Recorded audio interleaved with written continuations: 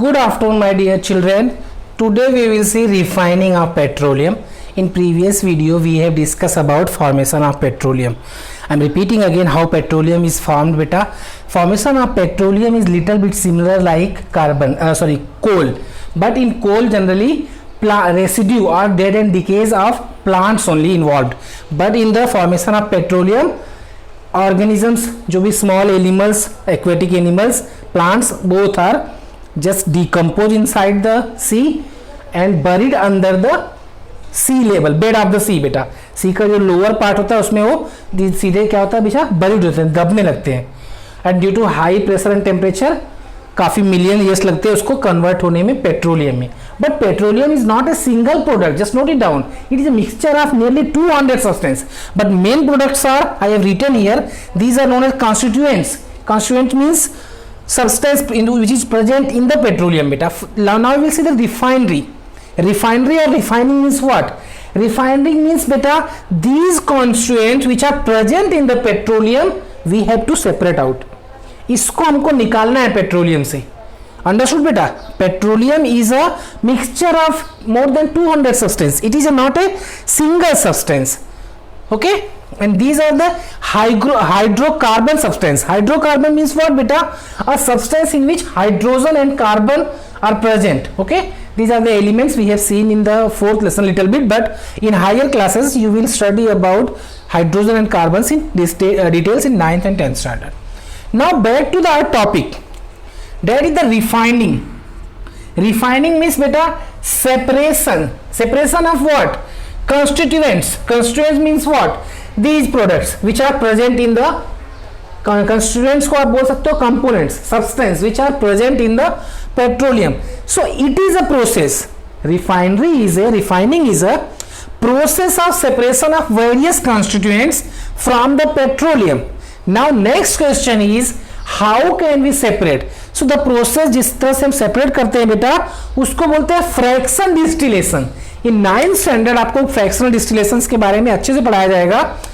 यहाँ पे आपको जनरली इतना ही पढ़ना है, बट हम उसमें थोड़ा सा बात करते हैं फ्रैक्शनल डिस्टिलेशन होता है क्या बेटा. These constituents which are present in the petroleum have different boiling point. Now बेटा what is boiling point? Boiling point means ऐसा टेम्परेचर जिसके ऊपर कोई भी लिक्विड बॉइल हो. जैसे वाटर है, वाटर का जो बॉइलिंग पॉइंट है मीन्स बॉइलिंग टेम्परेचर जिस पे वो बॉइल होता है दैट इज 100 डिग्री सेल्सियस बेटा. So these constituents which are present in the petroleum have different boiling point, different temperature point बेटा जिस पे ये लोग बॉइल होंगे.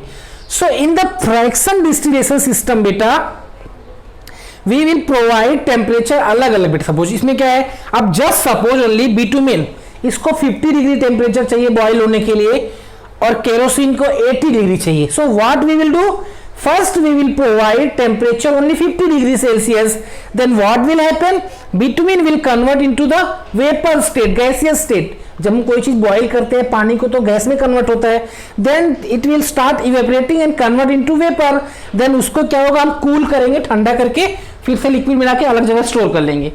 Now we will provide 80, हमने 50 प्रोवाइड किया था तो 50 पे सिर्फ जिस सब्सटेंस का 50 डिग्री टेम्परेचर होगा बॉइलिंग पॉइंट होगा सिर्फ वही बेटा बॉइल होगा.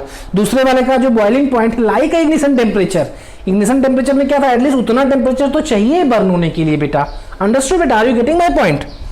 सो सपोज बिटवीन की हम बात कर रहे हैं यहाँ पे, उसका 50 डिग्री सेल्सियस है बेटा तो हमने 50 प्रोवाइड किया, तो जिसका 80 या 100 वो कैसे बॉइल होगा. तो फ्रैक्शन इसके नाम में ही है फ्रैक्शन डिस्टिलेशन. डिस्टिलेशन में just separation and fractional means what, fraction का मतलब होता है कि पार्ट वाइज अलग अलग. तो फिर हमने 80 दिया तो 80 वाला इवेपोरेट होगा, फिर उसको अलग कर लेंगे, फिर 100 वाला, 120 वाला.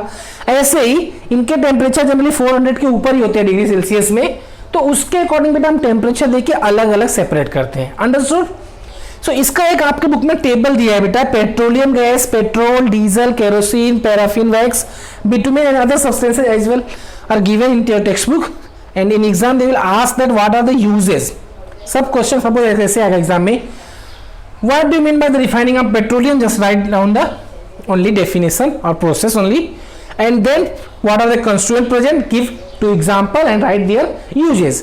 तो अब यहाँ पे नाम दे सकते हो. पेट्रोलियम गैसेस मीन्स बेटा CNG and LPG, CLP and CNG, that is the compressed natural gas, and LPG is a liquefied petroleum gas. And what are the uses in daily life में बेटा हम देखते हैं क्या यूजेस LPG का, cooking में use करते हैं, एंड CNG व्हीकल्स में यूज होता है रोड पे. Okay, what about petrol? Also use in automobiles, vehicles में यूज होता है बेटा for running the vehicles. Diesels बड़े vehicles like truck and all में यूज करते हैं बेटा. Kerosene, it is also use for cooking बेटा, एंड लाइट के लिए भी यूज करते हैं. अगर पावर नहीं घर पे तो हम कैरोसिन डाल के, कैरोसिन ऑयल से हम लाइट भी जला सकते हैं, तो हम क्या होगा उससे लाइट नहीं आएगा. पैराफिन वैक्स क्या होता है बेटा? इसको कैंडल एंड ऑल बनाने के लिए, वैसलीन एंड ऑल बनाने के लिए यूज करते हैं, that is the paraffin wax. And bitumen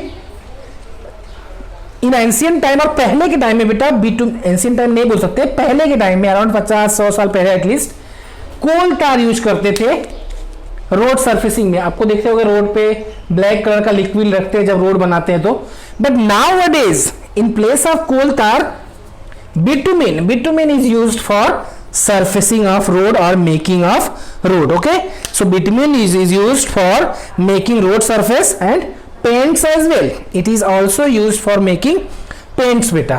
It is a very small lesson, just what you have to study in this lesson beta.